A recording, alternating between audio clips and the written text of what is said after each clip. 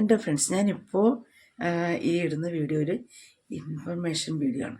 അപ്പോൾ ഇതിൽ എനിക്കും വന്ന ദുരിതങ്ങളും അതിൽ വരുത്തേണ്ട മാറ്റങ്ങളെക്കുറിച്ചും ഞാൻ ഇതിനകത്ത് പറയുന്നുണ്ട്. കാരണം ഓരോ വ്യക്തികൾക്കും ഓരോ അനുഭവങ്ങളും അവർക്ക് വരുന്ന ദുഃഖത്തിലും പ്രയാസത്തിൽ നിന്നും എല്ലാമാണ് ഓരോ വ്യക്തികളും ഓരോന്നും പറയുന്നത്. അപ്പോൾ എനിക്ക് വന്ന അനുഭവത്തിൽ നിന്നും ഇത്ര ചേഞ്ച് വരുത്തിയാൽ നന്നായിരിക്കും എന്ന് തോന്നുന്നു. ഇന്ന് വീഡിയോ ഫുള്ളും കേൾക്കുക, കാണുക, ഒപ്പം സബ്സ്ക്രൈബ് ചെയ്യുക.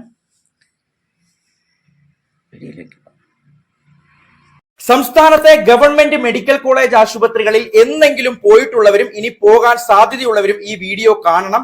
അല്ലെങ്കിൽ മെഡിക്കൽ കോളേജുകളിൽ നിന്ന് ചികിത്സ തേടുന്നവരെ ഉറപ്പായും ഈ വിവരം നിങ്ങൾ അറിയിക്കണം. അത്രയ്ക്കും പ്രധാനപ്പെട്ട മാറ്റങ്ങളാണ് വരാൻ പോകുന്നത്. ഇനി മുതൽ OP സമയം കഴിഞ്ഞാലും ടോക്കൺ എടുത്ത എല്ലാ രോഗികളെയും ഡോക്ടർ പരിശോധിക്കും. സൂപ്പർ സ്പെഷ്യാലിറ്റികളിൽ എത്തുന്ന രോഗികളുടെ അഡ്മിഷൻ നടപടികൾ അരമണിക്കൂറിനുള്ളിൽ പൂർത്തിയാക്കണം. ഗുരുതര പരിക്കേറ്റ് വരുന്നവർക്ക് 5 മിനിറ്റിനുള്ളിൽ ചികിത്സ ആരംഭിക്കണം. ഇനി മെഡിക്കൽ കോളേജുകളിൽ എല്ലാ കിടപ്പ് രോഗികൾക്കും വെവ്വേറെ കട്ടിൽ, മെത്ത, തലയണ എന്നിവ ഉണ്ടാവും. രോഗികളെ തറയിൽ കിടത്താനോ വെറുതെ അവരെ അങ്ങോട്ടും ഇങ്ങോട്ടും തട്ടിക്കളിക്കാനോ ഇനി സാധിക്കില്ല. അഡ്മിറ്റ് ചെയ്ത് 2 ദിവസത്തിനുള്ളിൽ എല്ലാ പരിശോധനകളും പൂർത്തിയാക്കണം. OP, ഫാർമസി, ലാബ് തുടങ്ങിയ എല്ലായിടത്തും ഇനി പ്രായമായവർക്കും അംഗപരിമിതർക്കും പ്രത്യേക ക്യൂ ഉണ്ടാവും. എല്ലാ മെഡിക്കൽ കോളേജ് ജീവനക്കാരും രോഗികളോടും കൂട്ടിരിപ്പുകാരോടും മാന്യമായി പെരുമാറണം. എല്ലാ OPകളിലും കുടിവെള്ളം, വേസ്റ്റ് ബിൻ, രോഗികൾക്കുള്ള കസേര, ഫാൻ എന്നിവ ഉറപ്പാക്കണം. ശുചിമുറികൾ ഓരോ മണിക്കൂറിലും വൃത്തിയാക്കണം. ഫാർമസികളിൽ നിന്ന് ഡോക്ടറെ കാണാതെ തന്നെ 6 മാസം വരെയുള്ള മരുന്നുകൾ നിങ്ങൾക്ക് ലഭിക്കും. ഡിസ്ചാർജ് ചെയ്യുന്നവർക്കും അല്ലാത്തവർക്കും ഫാർമസിയിൽ നിന്ന് 1 മാസത്തേക്കുള്ള മരുന്ന് ഒറ്റത്തവണയായി നൽകണം. ഡിസ്ചാർജ് റിപ്പോർട്ട് വിശദമായി തയ്യാറാക്കണം. ആശുപത്രികളിലെ എല്ലാ ബ്ലോക്കിലും may I help you desk ഉണ്ടാവും. ഈ നിർദ്ദേശങ്ങളെല്ലാം 100 ദിവസത്തിനുള്ളിൽ നടപ്പാക്കണമെന്ന് കർശന നിർദ്ദേശമാണ് നൽകിയിരിക്കുന്നത്. എന്തെങ്കിലും പോരായ്മ കണ്ടാൽ നമുക്ക് പരാതിപ്പെടാൻ എല്ലാ കൗണ്ടറുകളിലും സൗകര്യം ഉണ്ടാവും. ആരോഗ്യ വകുപ്പിനും ആരോഗ്യമന്ത്രിക്കും നമുക്ക് പരാതി നൽകാം. നടപടി ഉറപ്പാണ്. നമ്മുടെ മെഡിക്കൽ കോളേജുകളിൽ വരാൻ പോകുന്ന ഈ നല്ല മാറ്റങ്ങൾ എല്ലാവരെയും അറിയിക്കാൻ മറക്കണ്ട. ഇനി ഈ മാറ്റം വളരെയധികം സ്വാഗതം ചെയ്യുന്നു. പക്ഷെ ഇതോടൊപ്പം തന്നെ മാറ്റം വരുത്തേണ്ട പ്രധാനപ്പെട്ട വേറെയും 3 കാര്യങ്ങളുണ്ട്. ഈ കൂട്ടിരിപ്പുകാരുടെ ഒരു ദുർഗതി എന്ന് പറഞ്ഞത് അതാണ്.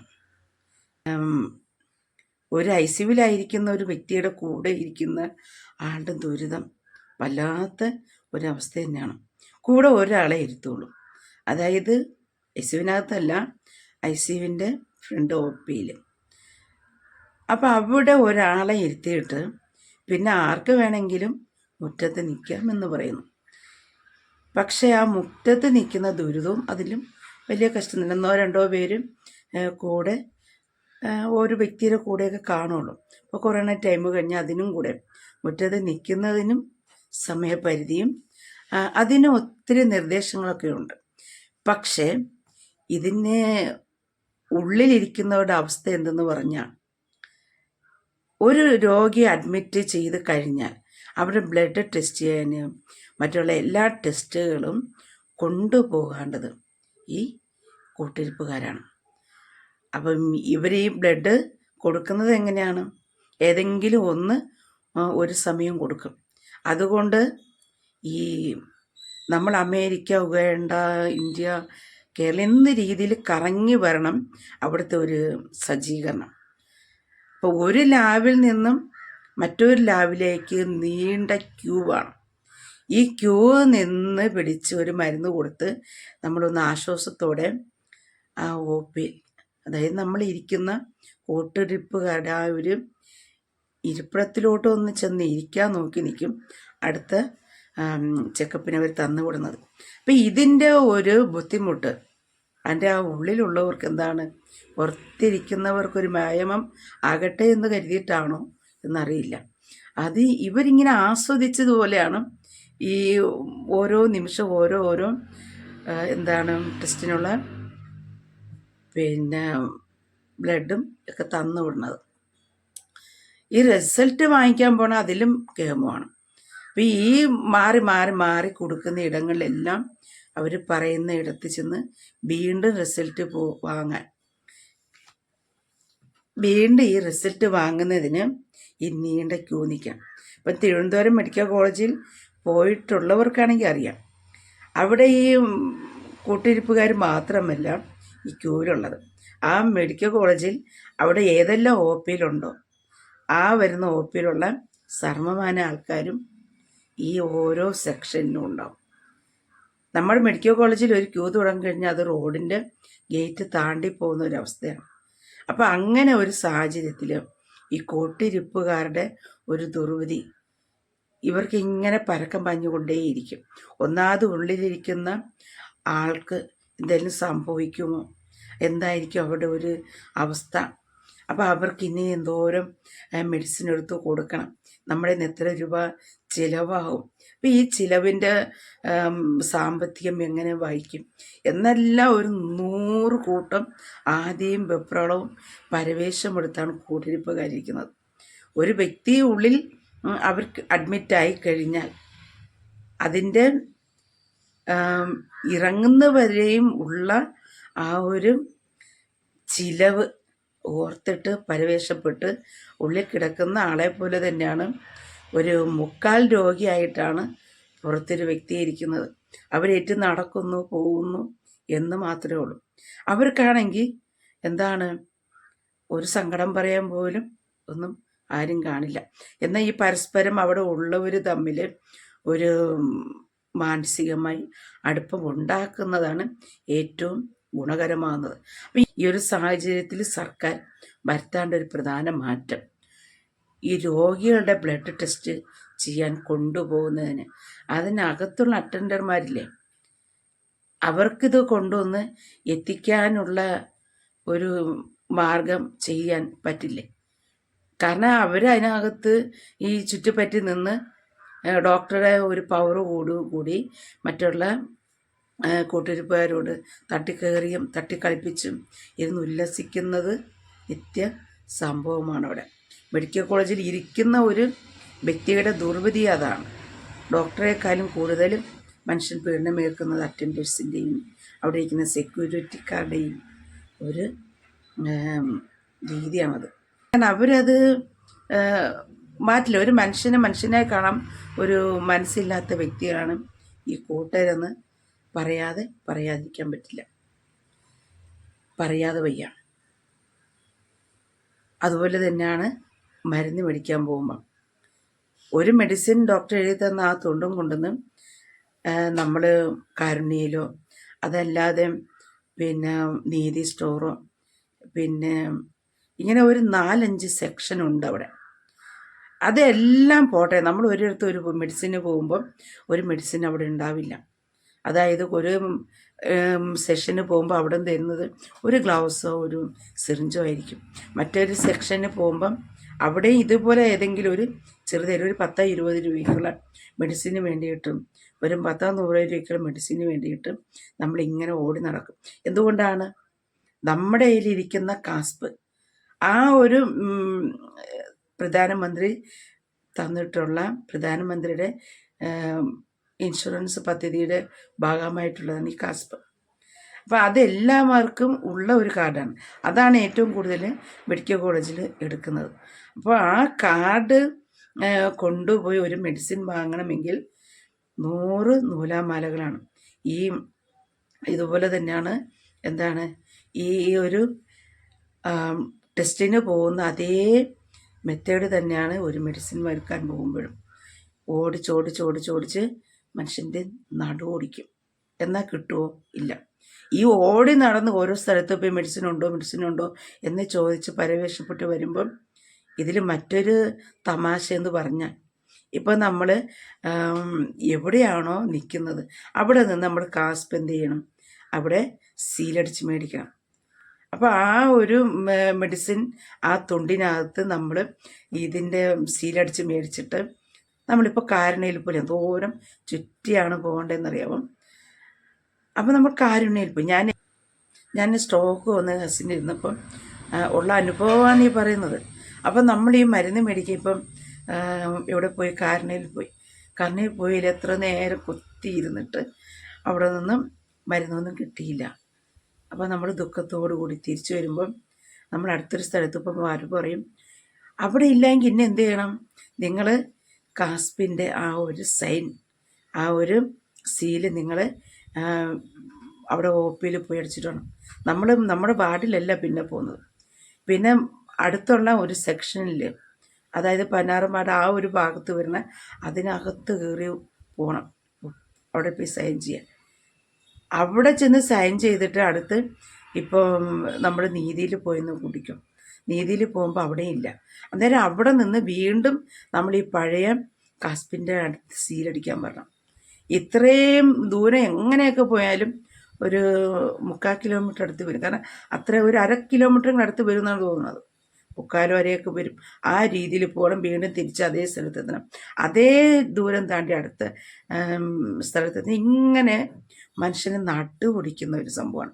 അപ്പോൾ ഏതെങ്കിലും ഒരു ഭാഗത്ത് നിന്ന് ഒരു സീലടിച്ചു കഴിഞ്ഞാൽ ഈ 4 ഫാർമസിയിൽ പോകുമ്പോഴും വീണ്ടും വീണ്ടും മരുന്നില്ല എന്ന് പറഞ്ഞ് അവിടെ ചെന്ന് സീല് വാങ്ങിച്ചുകൊണ്ട് വരിക എന്ന് പറഞ്ഞ് ദുരിതം ഭയങ്കര ബുദ്ധിമുട്ടാണ്. അപ്പോൾ ആ ഒരു സംഭവമൊക്കെ ഒന്ന് നിർത്തലാക്കണം. കാരണം ഒരു ദിവസം ഒരു രോഗി അനുഭവിക്കുന്ന ദുരിതം എത്രയെന്ന് പറയാതെ തന്നെ നിങ്ങൾക്കറിയാൻ പറ്റും. അതിനേക്കാൾ 100 ഇരട്ടി ദുരിതമാണ് ഈ രോഗിയുടെ കൂട്ടിരിപ്പുകാരനുഭവിക്കുന്നത്. ഒന്നാമത് ഉള്ളിലുള്ള ആളുടെ രോഗത്തിൻ്റെ ഭീതി. ഡോക്ടർമാർ പറയും ഇപ്പം പോകും കേട്ടോ, പിന്നെ ഒരു 10 മിനിറ്റേ ഉള്ളൂ, നിങ്ങൾ ആരെങ്കിലും വിളിച്ച് കാണിച്ചോ, മക്കളെ കാണിച്ചു എന്ത് പറഞ്ഞ് ഓരോ നിമിഷവും പേടിപ്പിച്ച് ഒരു ആഞ്ഞൊരു മനുഷ്യനൊന്നും ഊതിക്കഴിഞ്ഞാൽ അപ്പോഴും നമ്മുടെ ശ്വാസം പുറത്തു പോകുന്ന ഒരു അനുഭവത്തിലാണ്ടിരിക്കുന്നത്. അത് കഴിഞ്ഞപ്പോഴാണ് ഈ വരുന്ന ഓട്ടം.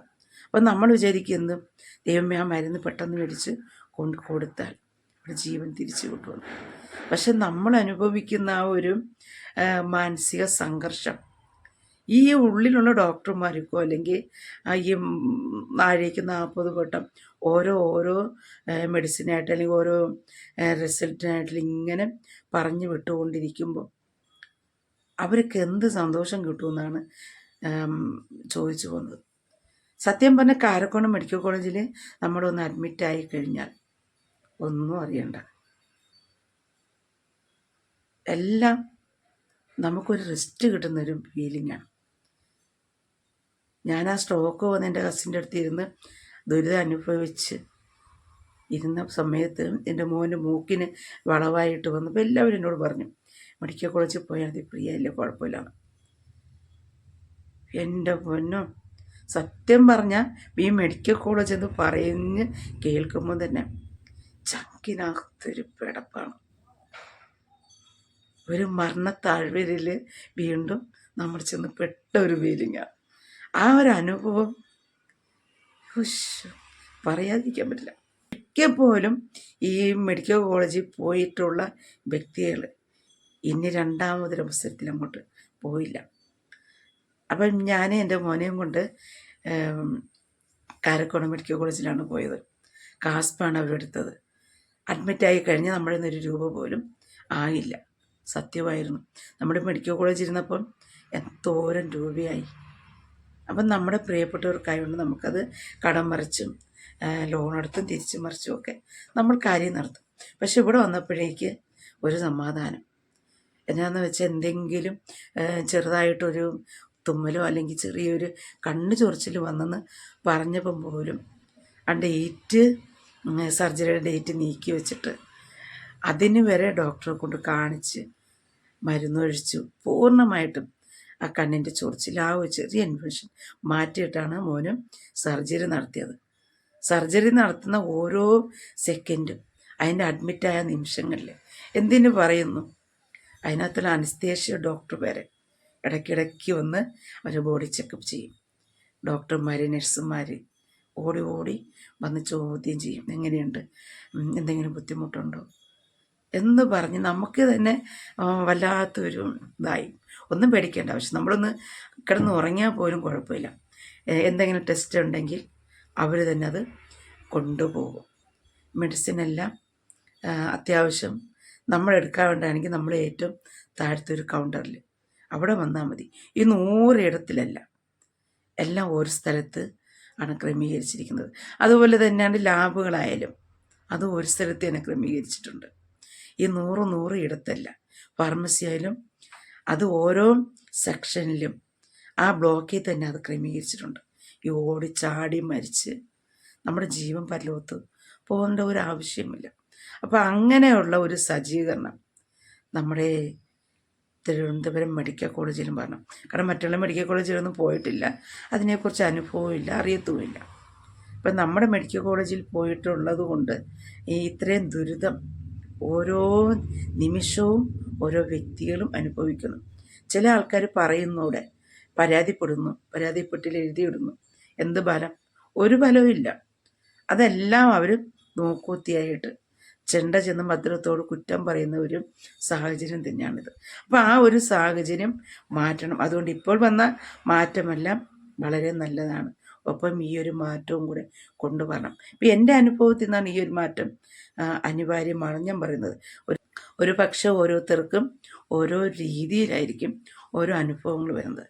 അപ്പോൾ ഈ ഫാർമസിയൊക്കെ ഒരിടത്തും, അതുപോലെ തന്നെ ലാബുകളെല്ലാം ഒരു സെക്ഷനിലും ഒക്കെ ക്രമീകരിച്ച് കഴിഞ്ഞാൽ, അതുപോലെ ഈ ഫാർമസിയുടെ തൊട്ടടുത്ത് തന്നെ കാസ്പിൻ്റെ സീലടിച്ച് വാങ്ങാനുള്ള സജ്ജീകരണം, ലാബിൻ്റെ അടുത്ത് ഇതുപോലെ സീലടിച്ച് വാങ്ങാനുള്ള സജ്ജീകരണം ഒരുക്കിയാൽ തന്നെ ഒരു 3/4 പങ്ക് ആശ്വാസം കിട്ടും. അപ്പോൾ അതെല്ലാം ഒന്ന് ചെക്ക് ചെയ്ത് ഇപ്പോഴത്തെ മന്ത്രിസഭയെങ്കിലും, അതായത് നമ്മുടെ ഇപ്പോഴത്തെ ആരോഗ്യമന്ത്രി മുരളീധരൻ സാറ് അതും കൂടെ ഒന്ന് ക്രമീകരിച്ചാൽ വളരെ നല്ല ഉപകാരമായിരിക്കും. എന്നാൽ മറ്റൊരു വിഷയമായിട്ട് വീണ്ടും വരാം. Thank you. അപ്പോൾ ഇതൊരു ഇൻഫർമേഷൻ വീഡിയോ ആയതുകൊണ്ടാണ് നമ്മുടെ ദുരിതവും കൂടെ ഇതിനകത്ത് പറഞ്ഞേക്കുന്നത്.